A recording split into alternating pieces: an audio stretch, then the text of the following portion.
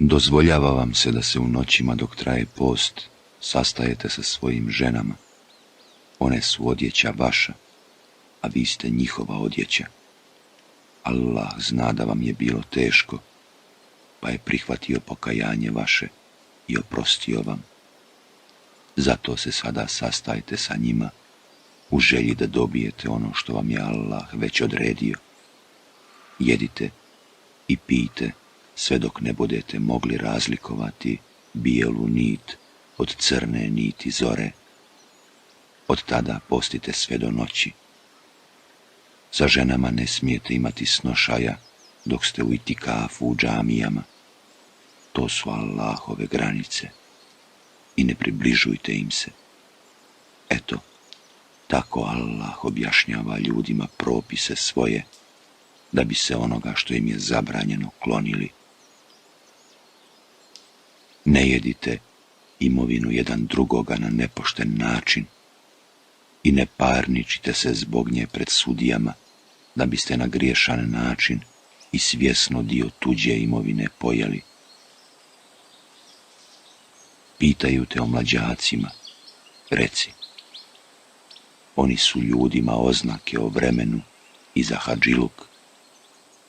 Ne iskazuje se čestitost u tome da sa stražnje strane u kuće ulazite, nego je čestitost u tome da se Allaha bojite.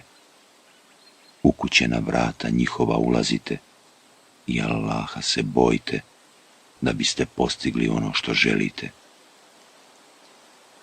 I borite se na Allahovom putu protiv onih koji se bore protiv vas, ali vi ne odpočinjite borbu. Allah doista ne voli one koji zapodijevaju kavgu. I napadajte takve gdje god ih sretnete i progonite ih odande odakle su oni vas prognali, a zlostavljanje je teže od ubijanja. I ne borite se protiv njih kod časnoga hrama, dok vas oni tu ne napadnu. Ako vas napadnu, onda ih ubijajte. Neka takva bude kazna za nevjernike. A ako se prođu, pa Allah zaista prašta i samilostan je.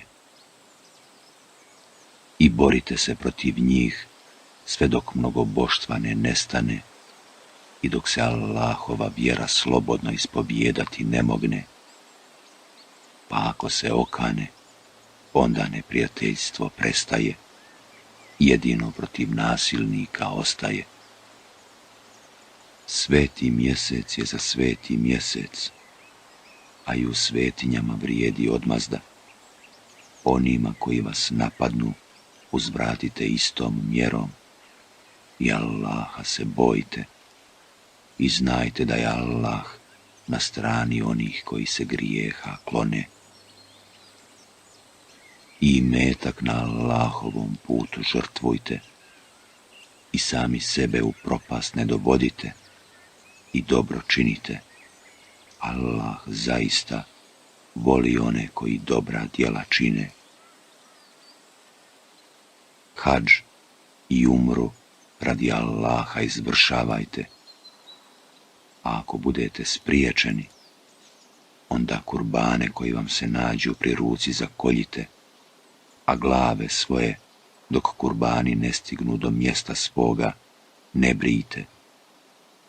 A onaj među vama koji se razboli ili ga glavobolja muči, neka se postom ili milostinjom ili kurbanom iskupi.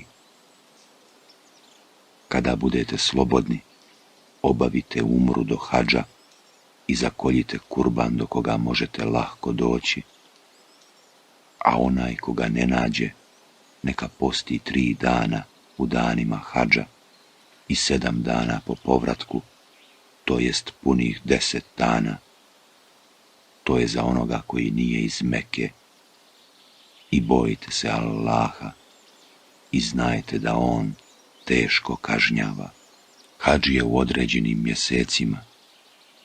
Onom ko se obaveže da će u njima hadž obavljati, nema snošaja sa ženama, i nema ružnih riječi i nema svađe u danima hadža, a za dobro koje učinite Allah zna i onim što vam je potrebno za put snabdite se, a najbolja opskrba je bogobojaznost i mene se bojte, o razumom obdareni.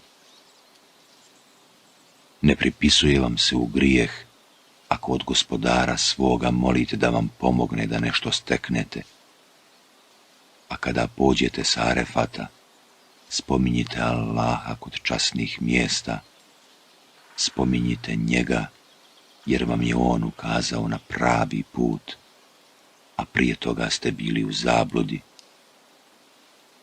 Zatim krenite odakle kreću ostali ljudi i tražite od Allaha oprosta, jer Allah uistinu prašta i samilostan je. A kad završite obrede vaše, opet spominjite Allaha, kao što spominjete pretke vaše, i još više ga spominjite. Ima ljudi koji govore, daj ti nama, Gospodaru naš, na ovome svijetu. Takvi na onom svijetu neće imati ništa. A ima i onih koji govore, Gospodaru naš, podaj nam dobro i na ovome i na onome svijetu i sačuvaj nas patnje u ognju. Njih čeka nagrada koju su zaslužili, a Allah brzo sviđa račune. I spominjite Allaha u određenim danima, a ni onome ko požuri i ostane samo 2 dana nije grijeh, a neće se ogriješiti ni onaj koji se dulje zadrži, samo ako se grijeha kloni. I bojte se Allaha i znajte da ćete svi biti pred njim sakupljeni.